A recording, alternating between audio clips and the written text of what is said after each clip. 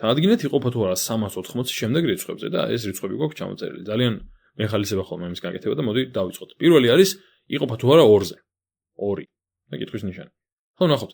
რა შემთხვევაში იყოფა რიცხვი 2-ზე? 2-ზე იყოფა რიცხვი იმ შემთხვევაში თუ ეს რიცხვი არის ლუცი. ახლა ნახოთ 380 რანაირი არის? 380 ბოლოვდება ნულიანით. არის ესე იგი ლუცი და ამიტომ აქედან გამომდინარე იყოფა 2-ზე. იყოფა 2-ზე. აი ესეთი ძალიან მარტივი დასადგენი იყო იყოფოდა თუ არა 2-ზე. კი, იყოფოდა. ეხლა ნახოთ 3-ზე. 3-ზე ძალიან საინტერესოა ხოლმე, მოდი ეს გადავხაზოთ, რასაც გავაკეთებთ. 3-ზე ძალიან საინტერესო არის ხოლმე შემოწმება სხვათა შორის იყოფა თუ არა. და რატომ?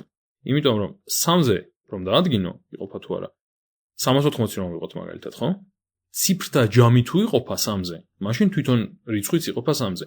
ესე იგი 380-ის ციფრთა ჯამი თუ მე ნახე რომ იყოფა 3-ზე, მაშინ 380 იყოფა 3-ზე. მოდი ნახოთ რა არის ციფრთა ჯამი. ციფრთა ჯამი არის 3 დამატებული 8 დამატებული 0. 3 + 8 არის 11 + 0 არის ისევ 11, ესე იგი 11. 11 არ იყოფა 3-ზე. შეგვიძლია კიდევ მიუმატოთ თვითონ რასაც მივიღებთ მაგის ციფრები ერთმანეთს და მაშინ გვექნება რომ 11 კი არა და 1 + 1 არის 2. ეს კიდევ უფრო ცალსახად გვიჩვენებს რომ 3-ზე არ იყოფა.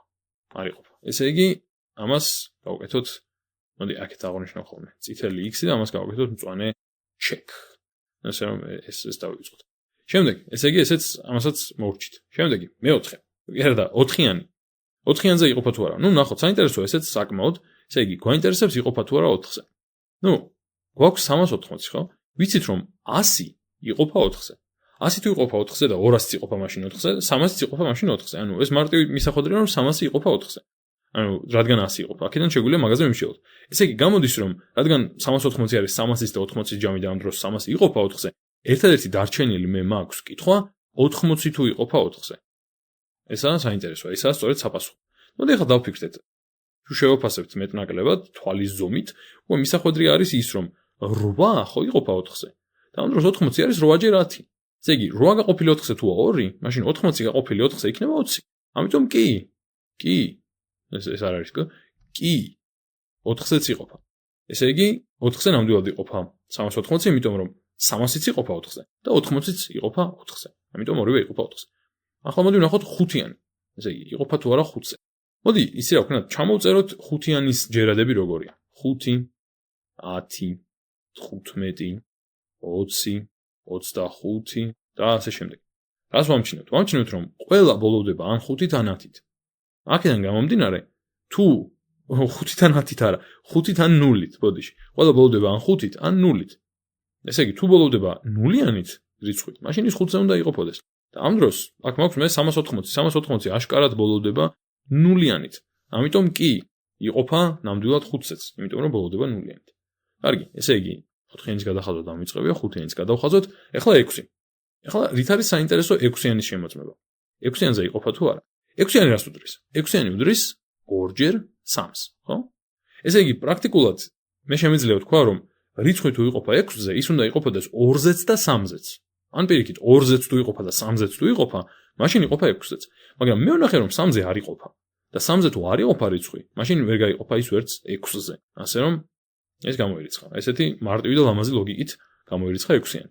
მოდი ვნახოთ ახლა 9-იანი როგორი არის. ანუ 9-ზე შემიძლია თუ არა რომ გავყო, თქვათ მოდი იყოს ყვითელი. 9-ზე იყოფა თუ არა 380.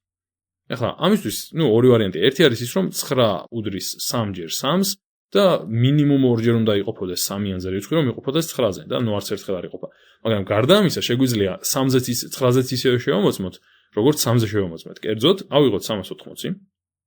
380 ავიღოთ და ნახოთ რა არის მაგის ციფრთა ჯამი. ეს იქნება 3 + 8 + 0, ანუ 11 და 11 არ იყოფა 9-ზე. ამიტომ გამოდის რომ 9-ზე არ იყოფა 380. და ბოლო, რომელიც უნდა შევამოწმოთ, ეს არის 10. და ესეც ყველა საინტერესო გამოდგა ჩემი აზრით ყოველ შემთხვევაში. 10-ზე ისე დავიწყოთ მსჯელობა, როგორც 5-ზე დავიწყეთ. მოდი ვნახოთ რა არის 10-ის ჯერადები. 10-ის ჯერადები 10, 20, 30, 40 და ასე შემდეგ. ანუ ნებისმიერი ჯერადი 10-ის მთავრდება 0-იანით. ესე იგი რიცხვი თუ 0-ით მთავრდება, ის 10-ზე იყოფა. 380 ნამდვილად მთავრდება ნულიანით, ამიტომ ის ნამდვილად იყოფა 10-ზე.